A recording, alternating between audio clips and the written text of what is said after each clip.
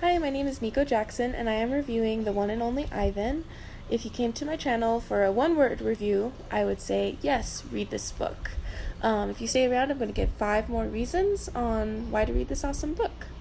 The first reason you should read this book is that it has an interesting point of view for its length, and that narrative doesn't really get old.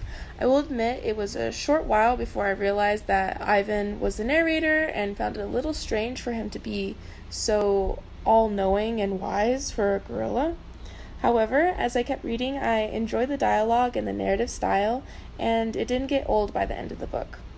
I think it helps that the book, when listened to as an audiobook, was only 3 hours, and when read to self was about 2. This was a quick read, and if the story was longer, it might not have been so favorable. The second reason to read this book is the real-life story is incredible and almost sadder.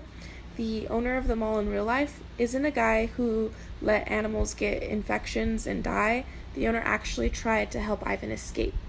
Ivan, being a male silverback, was a difficult candidate for zoos to adopt due to their territorial nature and him needing his own troop.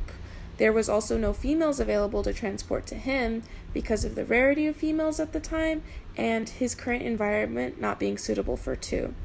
Ivan was a beloved pet that the owner tried every day to raise enough money to get him a better life, and when he did, it was an accomplishment for everybody. There was unfortunately no Stella or Ruby, and that was just artistic license. I find the story almost sadder because there was no big bad, and Ivan was just a victim of circumstance for 25 years, which is more than half of a gorilla lifespan. The third reason this book kept me reading was its interesting way of story development. Ivan didn't just tell us a story from beginning to end, but he had to remember it in order to tell Ruby.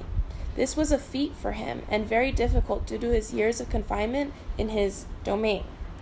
Ivan's pride is also developed early with this description for his cage, as it alludes to his denial of his situation in order to persevere in life. I do think the author helped Ivan's protective character by giving him a troop to take care of.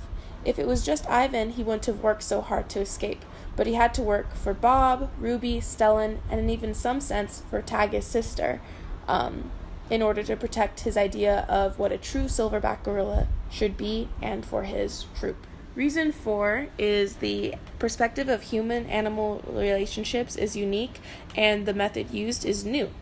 The animals being able to understand humans fluently and even have advanced vocabulary, but still not to be able to communicate, was very interesting.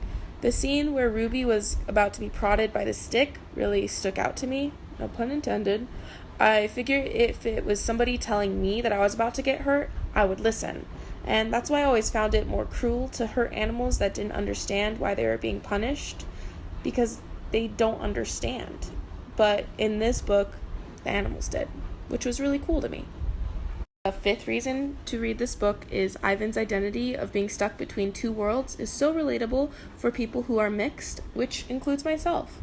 Being too gorilla to be human and too human to have the confidence as a gorilla is how I felt with my own races. I too have found myself pretending in order to fit in better with my Hispanic and African sides. It is truly a struggle because having a troop is all Ivan or I've ever wanted. But unless we train ourselves, we are going to feel foreign in both territories. Many days I have felt like the one and only Nico, which has been as empowering as it has been incredibly lonesome. The difference, though, is Ivan is supposed to be a gorilla, and a gorilla only, so abandoning his humanity is rather a good step for him.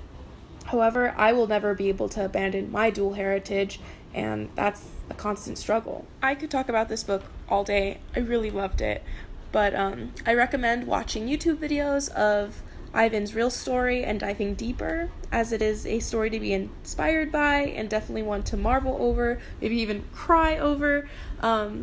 But just read it, watch it, do everything. Again, I'm Nico Jackson, and thank you for watching my review of The One and Only Ivan.